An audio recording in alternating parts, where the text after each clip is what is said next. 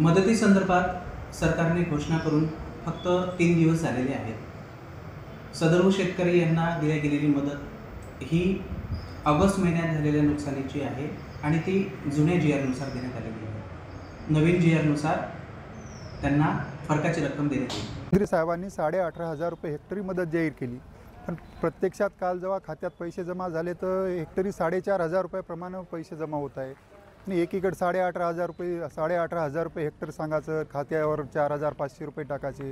हे कुठेतरी शेतकऱ्यांच्या तोंडाला पानं पुसल्याचा प्रकार आहे। खोटं बोलून काहीतरी वेळ मारून नेणं चालू आहे। शेतकऱ्याचं किती नुकसान झालं, काय झालं, काही सत्याले पता नाही। बस वरूनच आपलं 4,500 रुपये टाकून दिले, मोकळं झालं। म्हणून मी सदर रक्कम तहसीलदारामार्फत वापस केलेली आहे।